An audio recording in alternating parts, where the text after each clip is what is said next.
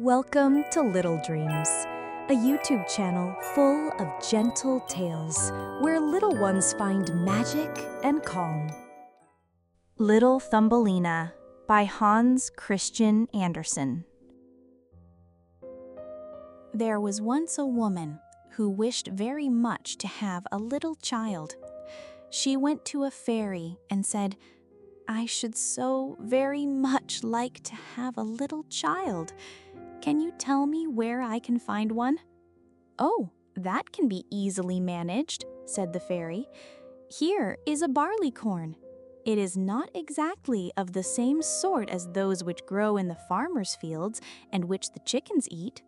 Put it into a flower pot and see what will happen." "Thank you," said the woman, and she gave the fairy 12 shillings, which was the price of the barley corn.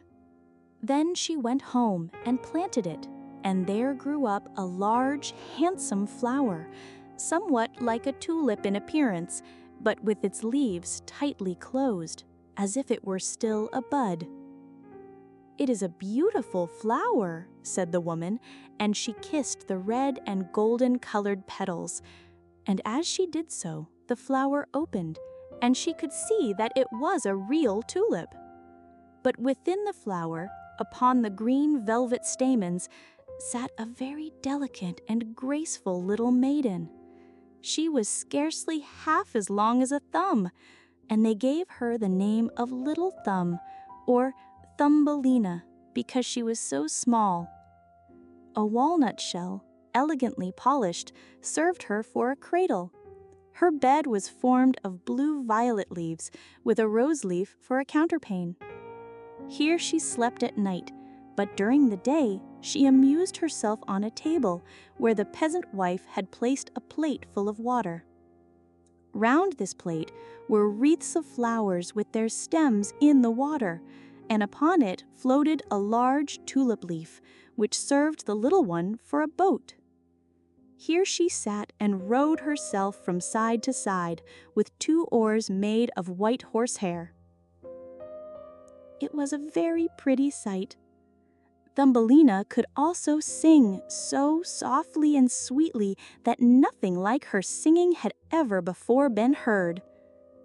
One night, while she lay in her pretty bed, a large, ugly, wet toad crept through a broken pane of glass in the window and leaped right upon the table where she lay sleeping under her rose-leaf quilt. "What a pretty little wife this would make for my son," said the toad, and she took up the walnut shell in which Thumbelina lay sleeping and jumped through the window with it into the garden. In the swampy margin of a broad stream in the garden lived the toad with her son. He was uglier even than his mother, and when he saw the pretty little maiden in her elegant bed, he could only cry, "Croak, croak, croak."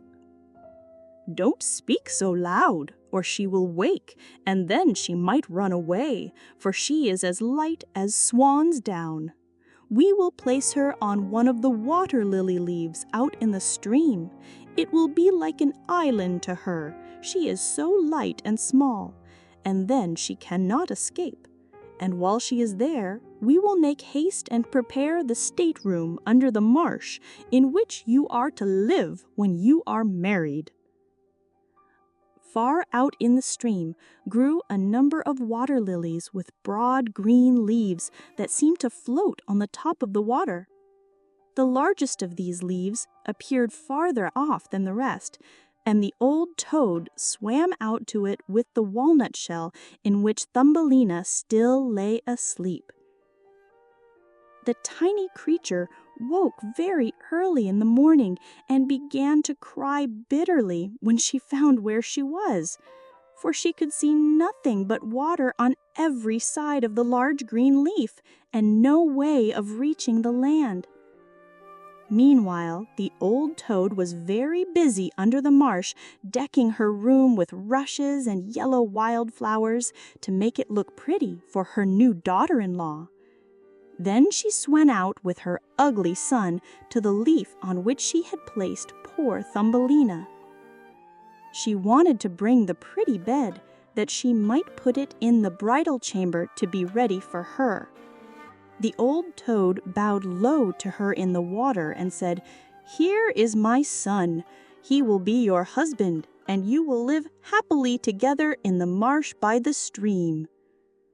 "Croak, croak, croak," was all her son could say for himself. So the toad took up the elegant little bed and swam away with it, leaving Thumbelina all alone on the green leaf where she sat and wept.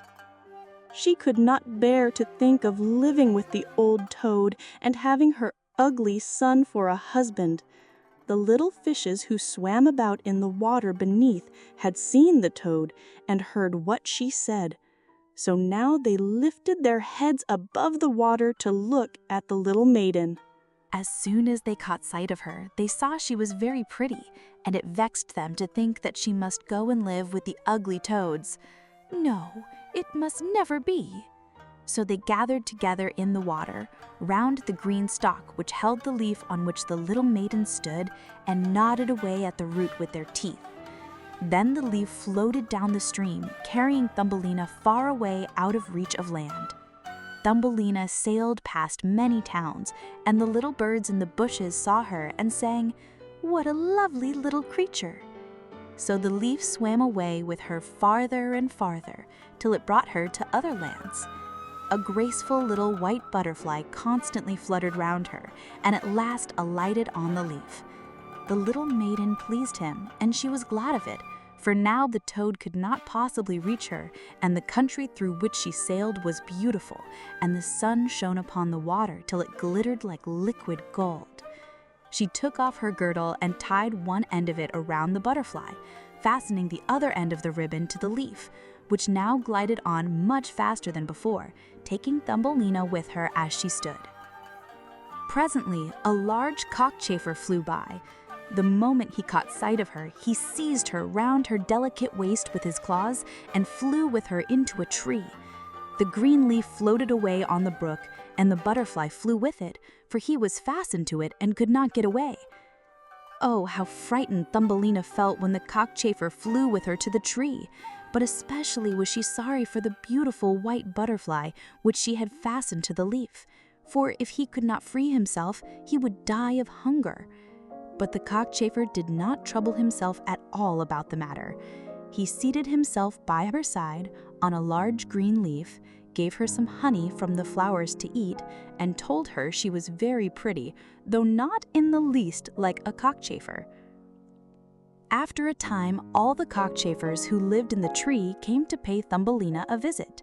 They stared at her, and then the young lady cockchafers turned up their feelers and said, "She has only 2 legs. How ugly that looks." "She has no feelers," said another.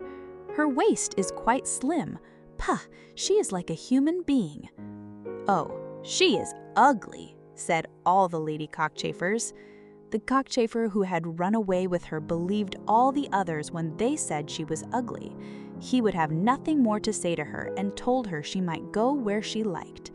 Then he flew down with her from the tree and placed her on a daisy, and she wept at the thought that she was so ugly that even the cockchafers would have nothing to say to her.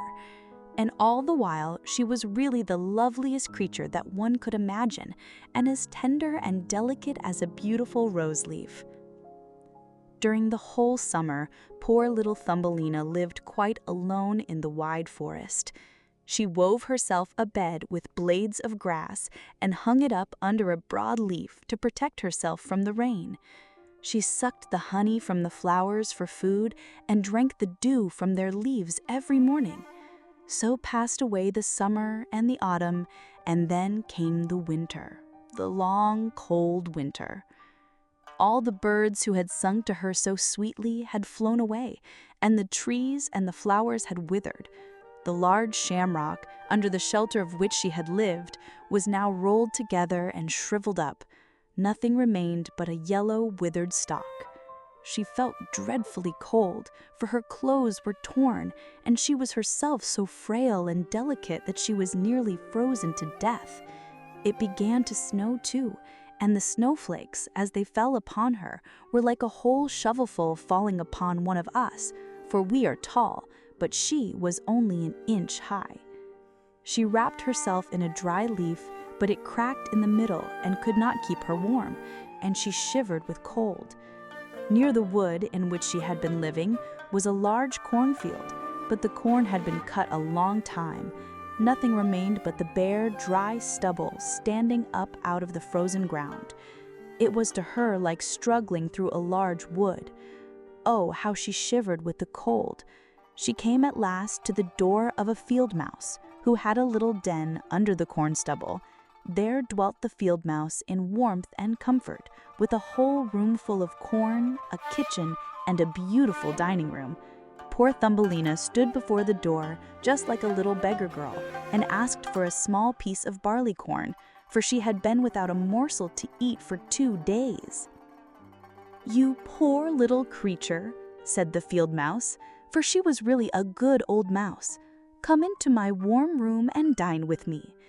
She was pleased with Thumbelina, so she said, "You are quite welcome to stay with me all the winter if you like, but you must keep my rooms clean and neat, and tell me stories, for I shall like to hear them very much." And Thumbelina did all that the field mouse asked her, and found herself very comfortable. "We shall have a visitor soon," said the field mouse one day. "My neighbor pays me a visit once a week. He is better off than I am. He has large rooms and wears a beautiful black velvet coat. If you could only have him for a husband, you would be well provided for indeed. But he is blind, so you must tell him some of your prettiest stories." Thumbelina did not feel at all interested about this neighbor, for he was a mole. However, he came and paid his visit, dressed in his black velvet coat. "He is rich and learned, and his house is 20 times larger than mine," said the field mouse. He was rich and learned, no doubt, but he always spoke slightingly of the sun and the pretty flowers, because he had never seen them. Thumbelina was obliged to sing to him, Lady bird, fly away home," and many other pretty songs. And the mole fell in love with her because she had such a sweet voice, but he said nothing yet, for he was very prudent and cautious.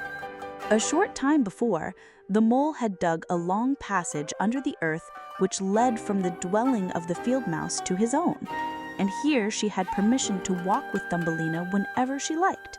But he warned them not to be alarmed at the sight of a dead bird which lay in the passage. It was a perfect bird, with a beak and feathers, and could not have been dead long. It was lying just where the mole had made his passage. The mole took in his mouth a piece of phosphorescent wood, which glittered like fire in the dark. Then he went before them to light them through the long, dark passage. When they came to the spot where the dead bird lay, the mole pushed his broad nose through the ceiling so that the earth gave way and the daylight shone into the passage. In the middle of the floor lay a swallow, his beautiful wings pulled close to his sides, his feet and head drawn up under his feathers. The poor bird had evidently died of the cold. It made little Thumbelina very sad to see it. She so loved the little birds. All the summer they had sung and twittered for her so beautifully. But the mole pushed it aside with his crooked legs and said, "He will sing no more now. How miserable it must be to be born a little bird. I am thankful that none of my children will ever be birds, for they can do nothing but cry tweet, tweet, and must always die of hunger." "Yes, you may well say that as a clever man," exclaimed the field mouse. "What is the use of his twittering if when winter comes he must either starve or be frozen to death? Still, birds are very high-bred." Thumbelina said nothing, but when the 2 others had turned their backs upon the bird, she stooped down and stroked aside the soft feathers which covered his head, and kissed the closed eyelids. "Perhaps this was the one who sang to me so sweetly in the summer," she said, "and how much pleasure it gave me, you dear pretty bird." The mole now stopped up the hole through which the daylight shone, and then accompanied the ladies home. But during the night, Thumbelina could not sleep, so she got out of bed and wove a large, beautiful carpet of hay. She carried it to the dead bird and spread it over him, with some down from the flowers which she had found in the field mouse's room. It was as soft as wool, and she spread some of it on each side of the bird, so that he might lie warmly in the cold earth. "Farewell, pretty little bird," she said. "Farewell. Thank you for your delightful singing during the summer, when all the trees were green and the warm sun shone upon us." Then she laid her head on the bird's breast, but she was alarmed, for it seemed as if something inside the bird went thump, thump. It was the bird's heart. He was not really dead, only benumbed with the cold, and the warmth had restored him to life. In autumn, all the swallows fly away into warm countries, but if one happens to linger, the cold seizes it, and it becomes chilled and falls down as if dead. It remains where it fell, and the cold snow covers it. Thumbelina trembled very much. She was quite frightened, for the bird was large, a great deal larger than herself. She was only an inch high. But she took courage, laid the wool more thickly over the poor swallow, and then took a leaf which she had used for her own counterpane and laid it over his head. The next night she again stole out to see him. He was alive, but very weak. He could only open his eyes for a moment to look at Thumbelina, who stood by holding a piece of decayed wood in her hand, for she had no other lantern. "Thank you, pretty little maiden," said the sick swallow. "I have been so nicely warmed that I shall soon regain my strength and be able to fly about again in the warm sunshine. Oh, it is cold outdoors now.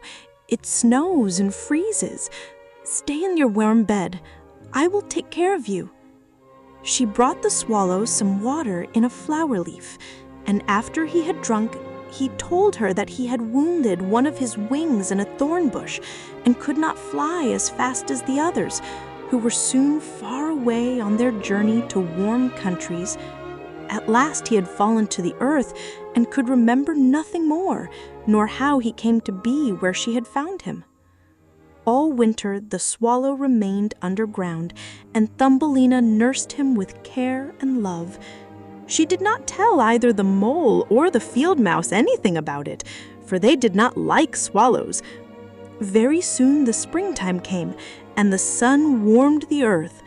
Then the swallow bade farewell to Thumbelina, and she opened the hole in the ceiling which the mole had made. The sun shone in upon them so beautifully that the swallow asked her if she would go with him. She could sit on his back, he said, and he would fly away with her into the green woods. But she knew it would grieve the field mouse if she left her in that manner, so she said, "No, I cannot." "Farewell, then. Farewell, you good, pretty little maiden," said the swallow, and he flew out into the green woods. And Thumbelina looked after him, and the tears rose in her eyes. She was very fond of the poor swallow. "Tweet, tweet," sang the bird as he flew out into the green woods, and Thumbelina felt very sad. She was not allowed to go out into the warm sunshine. The corn which had been sown in the field over the house of the field mouse had grown up high into the air and formed a thick wood to Thumbelina, who was only an inch in height. "You are going to be married, little one," said the field mouse. "My neighbor has asked for you. What good fortune for a poor child like you. Now we will prepare you wedding clothes. They must be woolen and linen. Nothing must be wanting when you are the wife of the mole." Thumbelina had to turn the spindle, and the field mouse hired 4 spiders who were to weave day and night. Every evening the mole visited her and was continually speaking of the time when the summer would be over. Then he would keep his wedding day with Thumbelina. But now the heat of the sun was so great that it burned the earth and made it hard like stone. As soon as the summer was over, the wedding should take place. But Thumbelina was not at all pleased, for she did not like the tiresome mole. "Nonsense," replied the field mouse. "Now don't be obstinate, or I shall bite you with my white teeth. He is a very handsome mole. The queen herself does not wear more beautiful velvets and furs. His kitchens and cellars are quite full. You ought to be very thankful for such good fortune." So the wedding day was fixed, on which the mole was to take her away to live with him deep under the earth, and never again to see the warm sun, because he did not like it. The poor child was very unhappy at the thought of saying farewell to the beautiful sun, and as the field mouse had given her permission to stand at the door, she went to look at it once more. "Farewell, bright sun," she cried, stretching out her arm towards it, and then she walked a short distance from the house, for the corn had been cut, and only the dry stubble remained in the fields. "Farewell, farewell," she repeated, twining her arm around a little red flower that grew just by her side. "Greet the little swallow from me if you should see him again." "Tweet, tweet," sounded over her head. She looked up, and there was the swallow himself, flying close by. As soon as he spied Thumbelina, he was delighted. She told him how unwilling she was to marry the ugly mole, and to live always beneath the earth, never more to see the bright sun. And as she told him, she wept. "Cold winter is coming, and I am going to fly away into warmer countries. Will you go with me? You can sit on my back and fasten yourself on with your sash. Then we can fly away from the ugly mole and his gloomy rooms, far away over the mountains into warmer countries, where the sun shines more brightly than here, where it is always summer, and the flowers bloom in greater beauty. Fly now with me, dear little one. You saved my life when I lay frozen in that dark, dreary passage." "Yes, I will go with you," said Thumbelina, and she seated herself on the bird's back with her feet on his outstretched wings and tied her girdle to one of his strongest feathers. The swallow rose in the air and flew over forest and over sea, high above the highest mountains covered with eternal snow. Thumbelina would have been frozen in the cold air, but she crept under the bird's warm feathers, keeping her little head uncovered so that she might admire the beautiful lands over which they passed. At length, they reached the warm countries, where the sun shines brightly and the sky seems so much higher above the earth. Here on the hedges and by the wayside grew purple, green, and white grapes. Lemons and oranges hung from trees in the fields, and the air was fragrant with myrtles and orange blossoms. Beautiful children ran along the country lanes, playing with large, gay butterflies, and as the swallow flew further and further, every place appeared still more lovely. At last they came to a blue lake, and by the side of it, shaded by trees of the deepest green, stood a palace of dazzling white marble built in the olden times. Vines clustered round its lofty pillars, and at the top were many swallows' nests. And one of these was the home of the swallow who carried Thumbelina. "This is my house," said the swallow, "but it would not do for you to live there. You would not be comfortable. You must choose for yourself one of those lovely flowers, and I will put you down upon it, and then you shall have everything that you can wish to make you happy." "That will be delightful," she said, and clapped her little hands for joy. A large marble pillar lay on the ground, which, in falling, had been broken into 3 pieces. Between these pieces grew the most beautiful large white flowers, so the swallow flew down with Thumbelina and placed her on one of the broad leaves. But how surprised she was to see in the middle of the flower a tiny little man, as white and transparent as if he were made of crystal. He had a gold crown on his head and delicate wings at his shoulders, and was not much larger than was she herself. He was the angel of the flower, for a tiny little man and a tiny little woman dwell in every flower, and this was... "Oh, how beautiful he is," whispered Thumbelina to the swallow. The little prince was at first quite frightened at the bird, who was like a giant compared to such a delicate little creature as himself. But when he saw Thumbelina, he was delighted and thought her the prettiest little maiden he had ever seen. He took the gold crown from his head and placed it on hers, and asked her name and if she would be his wife and queen over all the flowers. This certainly was a very different sort of husband from the son of the toad or the mole with his black velvet and fur, so she said yes to the handsome prince. Then all the flowers opened, and out of each came a little lady or a tiny lord, all so pretty it was quite a pleasure to look at them. Each of them brought Thumbelina a present, but the best gift was a pair of beautiful wings, which had belonged to a large white fly. And they fastened them to Thumbelina's shoulders so that she might fly from flower to flower. Then there was much rejoicing, and the little swallow who sat above them in his nest was asked to sing a wedding song, which he did as well as he could, but in his heart he felt sad, for he was very fond of Thumbelina, and would have liked never to part from her again. "You must not be called Thumbelina any more," said the spirit of the flowers to her.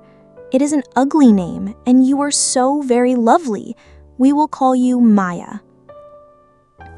"Farewell, farewell," said the swallow, with a heavy heart, as he left the warm countries to fly back into Denmark. There he had a nest over the window of a house in which dwelt the writer of fairy tales. The swallow sang, "Tweet, tweet," and from his song came the whole story. Thank you for watching Little Dreams. If you enjoyed this story, please subscribe to join us for more gentle tales and sweet moments. See you next time.